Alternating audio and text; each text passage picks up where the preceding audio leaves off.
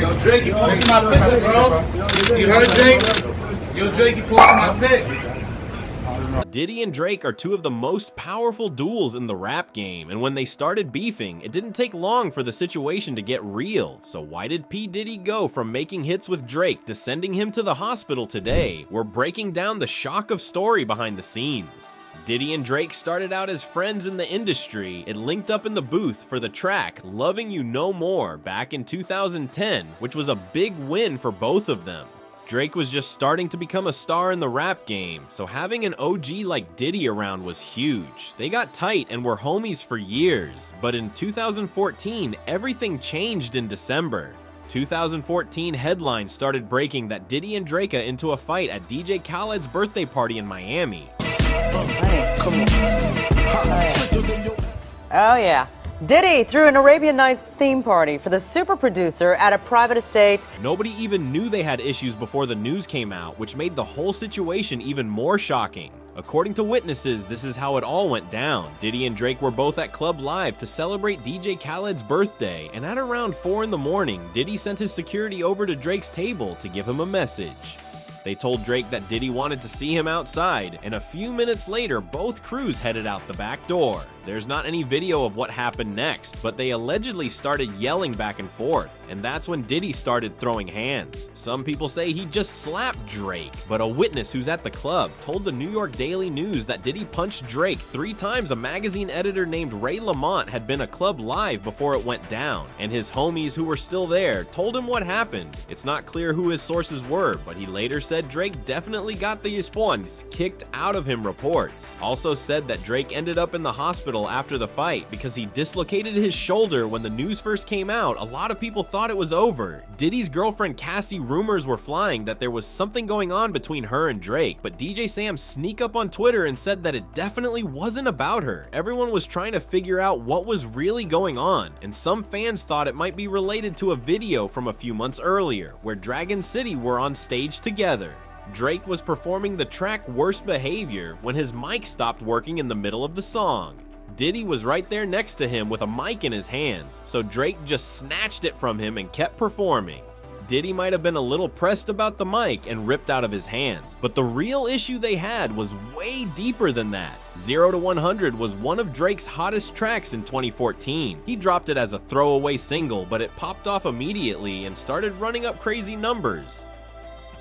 Eventually, it hit double platinum status and reached almost 500 million streams on Spotify, but it turns out that the track wasn't even supposed to be his. A producer named Frank Dukes had started to beat, and he sends it over to Boy Wonder while he was in the studio with Diddy Boy 1 to finish the beat right there on the spot, but Diddy wasn't really rocking with it. There's no real proof to back up the rest of the story, but this is how it went down. According to reports, Diddy didn't know what to do with the beat, so he sent it to Drake to having Ghost write his verses. So was it that Drake sent you the song that I'm using, Drake the song, for him to get on it? For you? No. For him, the Ghost, right? For me, okay? Yeah, Drake recorded the reference track and sent it over to Diddy to make his own version, but Diddy still didn't want to release it. So since Diddy was just sitting on the song and not dropping it, Drake decided to post his version of the track.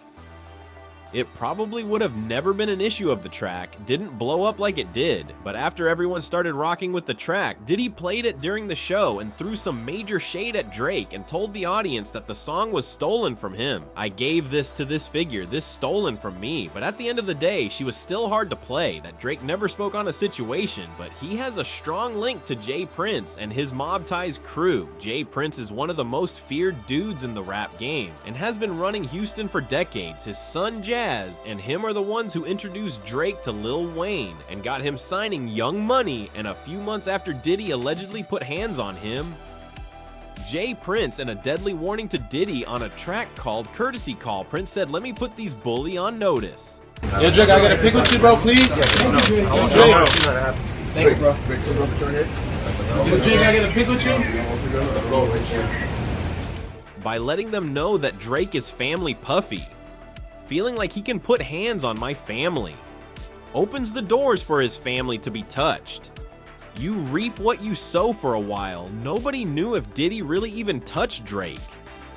but Charlemagne the God told DJ Vlad that he knew it was true. Did he just slap Drake? Quit slapped or punched? I heard a slap. You slapped Drake. He was like behind the scenes. Behind the behind Club Live. I said like at the back entrance back door. A few months later, did he went on the Breakfast Club and said that he never put hands on Drake, and even said that Drake is his favorite rapper. Now, you know, historically we've heard about you putting hands on people throughout the years. Like, what made you put hands on Drake? I did not put hands on Drake. Oh, and I do not want any problems with Drake. Drake is right now. That's all I got now. That's all I have to say. He's putting in his work. I didn't do nothing to drink. We Not Drake is my friend 0 to 100. They said that was your record at first, with any truth to that. Even there was a clip of you, yeah.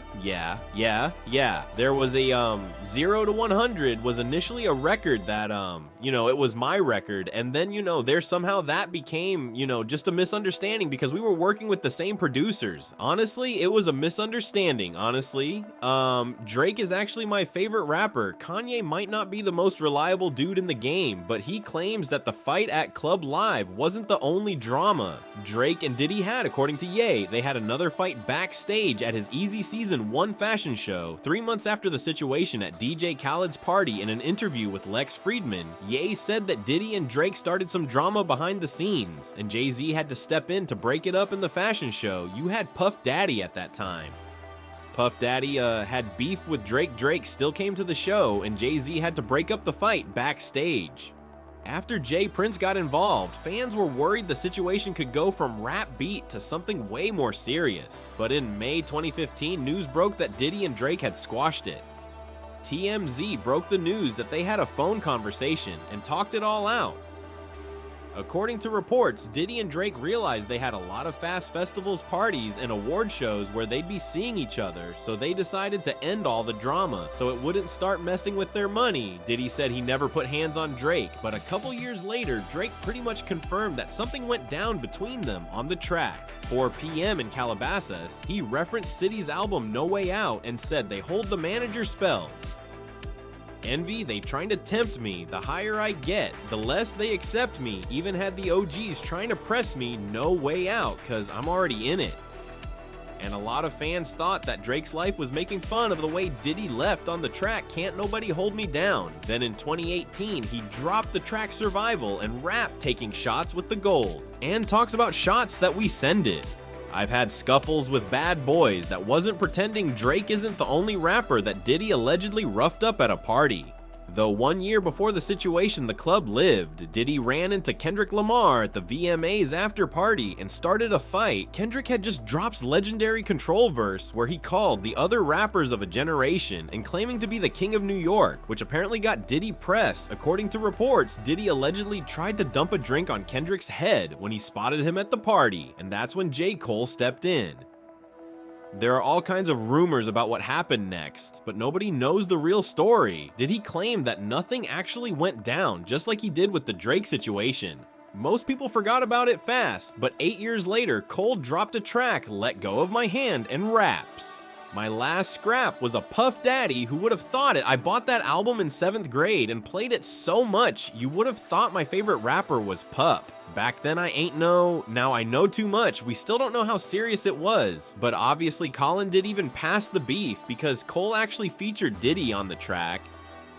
Luckily Drake and Diddy squashed their beef too before I got out of control.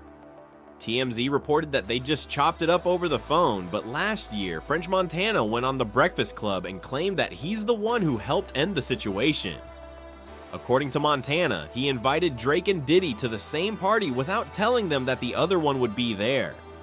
Montana said he's tight with both of them and knew they just needed to talk it out, and when they saw each other that night, they sat down and had a conversation for hours. There are a lot of rumors about that night at Club Live and what went down later, but at the end of the day, Drake and Diddy were able to move on for now. At least Diddy's a wild dude who even got booked for swinging the kettlebell to Suns football coach, so you never know what's gonna happen when he's involved.